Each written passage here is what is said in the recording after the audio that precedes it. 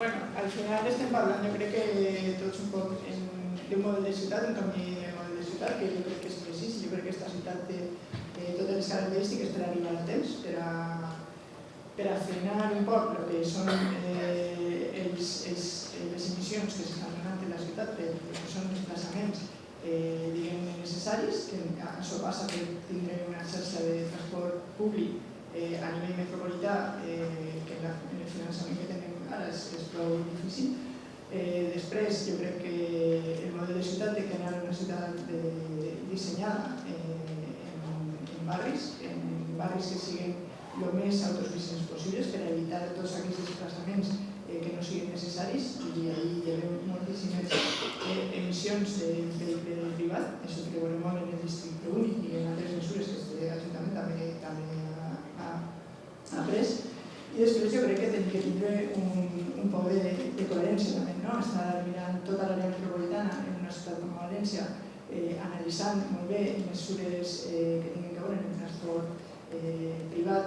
de les famílies per decidir-los. Després hi ha un altre transport que té més que veure amb com arribem als llocs de treball, que allí tenim que comptar de manera obligatòria amb les empreses, perquè és evident que moltes persones venen a València a treballar i moltes persones van fora de València a treballar, i allí tenim que col·laborar amb les empreses, i allí sempre està, si les empreses poden col·laborar econòmicament també en les administracions públiques per a resoldre el problema que tenim en el transport públic, perquè al final elles també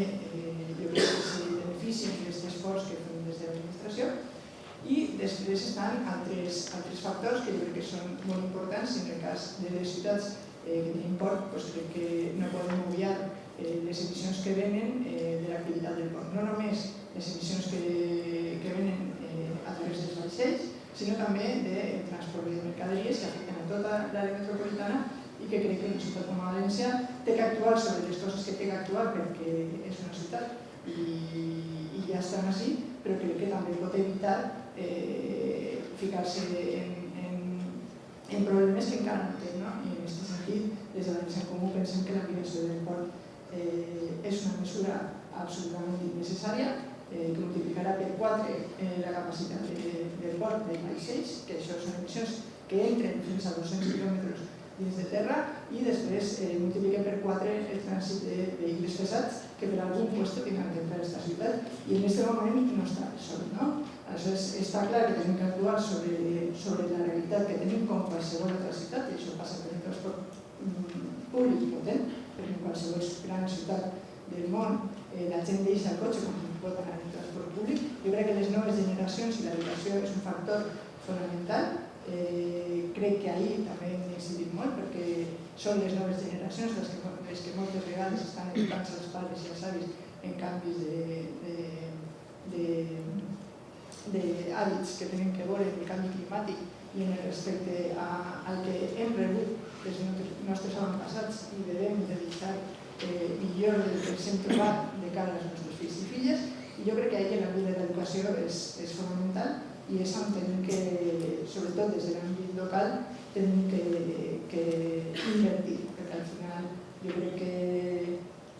una ciutadania educada en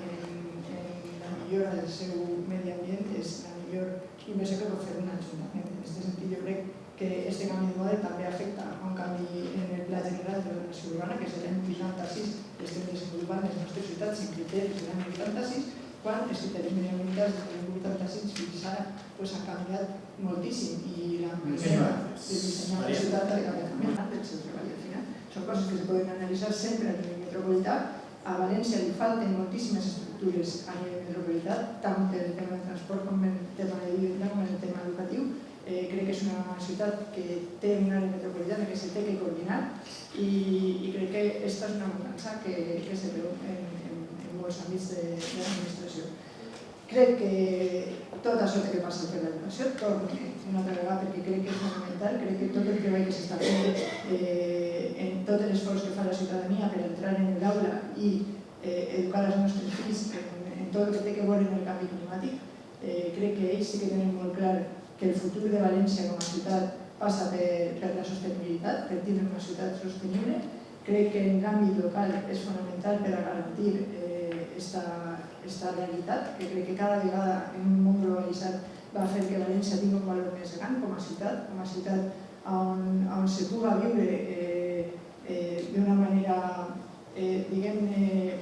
mediterrània en el sentit de bona qualitat de vida, i això té molt a veure en el model de ciutat que tenim. Tenim un model de ciutat que conserva encara els seus barris com a una amalgama de xicotets polis que la ciutat ha anat integrant perquè tenen la seva pròpia vida, i crec que això és molt bo per a generar una mobilitat raonable. És a dir, tenim una estructura de ciutat que sí que permet que dins dels barris se pugui solventar la majoria de les necessitats que tenen les famílies de la nostra ciutat. Això no ho tenen la resta de ciutats, i crec que és un valor molt positiu que devem d'entendre els grups polítics com una qüestió que tenim que preservar, que és bona per a la mobilitat, que és bona per a generar comerç local, que és bona per a generar, jo crec